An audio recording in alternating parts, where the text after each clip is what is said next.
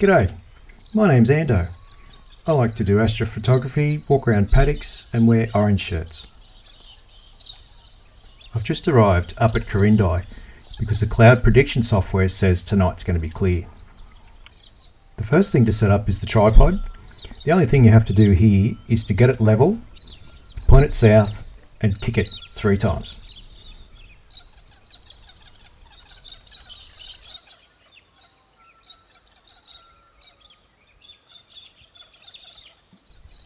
The mount I'm using tonight is a Skywatcher EQ6R Pro, and yes, that is 20 kilos of counterweight at the bottom.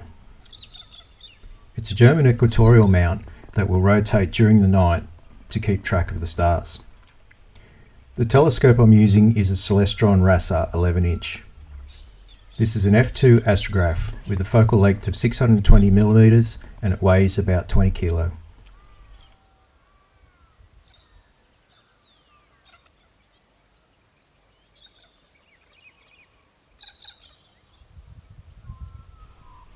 The telescope's run by a computer that sits just underneath the telescope.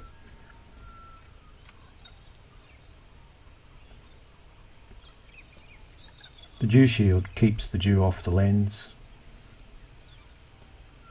and the power makes it go.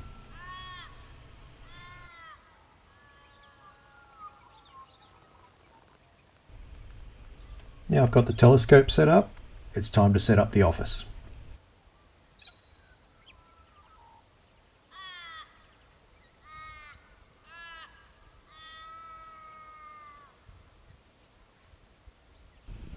The skies are starting to clear up as predicted, which is great because it means I didn't waste a 3-hour drive. Now we just have to enjoy the sunset and wait for it to get dark. The software I use for acquisition is Voyager Advanced. You really do want the advanced version too, because you don't want to be the last galah left behind.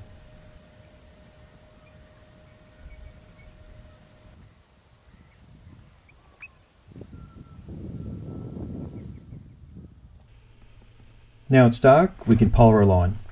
This is done with the use of Sharp Cap. There's a small camera on the front of the mount. It'll plate solve the image coming in from the camera and it'll automatically detect where the south celestial pole is. This is where we want the rotational center of our mount to point. That means we'll have less errors and it'll track a lot better. You just have to adjust a few knobs on the mount to get our errors as low as possible.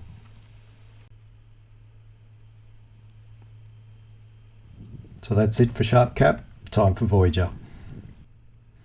The first thing Voyager does when you start the sequence is rotate to your target. It'll then take a 10-second exposure. It'll use this to plate solve and work out where the telescope is pointing. Plate solving matches the stars in your image to known star locations, giving you the right ascension and declination of your image, basically latitude and longitude for sky. Now that we know where we're pointing, it's time to do a focus routine. Voyager then kicks off the guiding software, which uses a secondary camera on top of the telescope to track stars in the sky to keep the telescope exactly lined up. Now it's over to the planetarium software Stellarium to check the target and the framing. Voyager also has a web interface to check the framing and keep track of the sequence. Now it's over to PixInsight to have a look at some of the subs in some more depth. Plenty of signal there, so everything looks great. Okay, so we're all set up and capturing. I'm empty and it's time to go to bed. There really is no substitute for a dark sky sight. You can take out the filters. With no moon, you just get the best data. So it's about 12:30, woke up after a while, bit of a snooze. Check the tracking, all looks pretty good, 0.15 of a pixel, that's pretty good.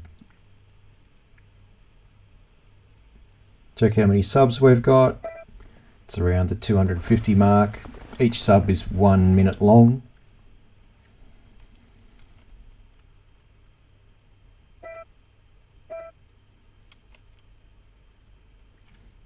have a bit more of a look in PixInsight. Just make sure all the stars are nice and round. The nebula signal in these images looks great. Awesome. Back to bed.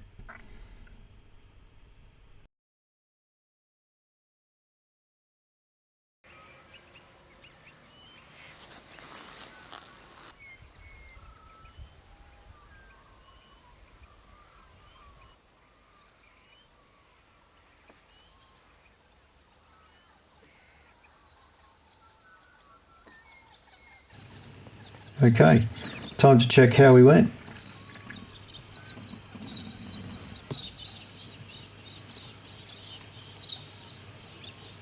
Alright, 455 images. That's pretty good, just over 6 hours.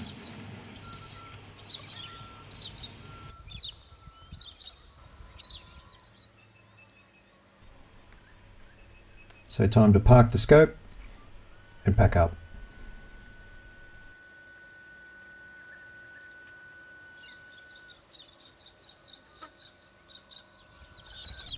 Pack up is the reverse of the setup procedure.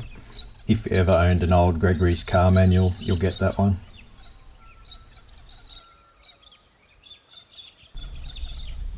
These quick overnighters, it's pretty easy just to camp in your car.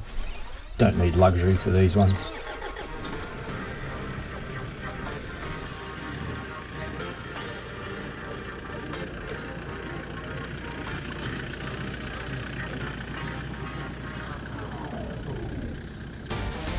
So thanks for coming along, seeing how it's all done, and I'll see you next month.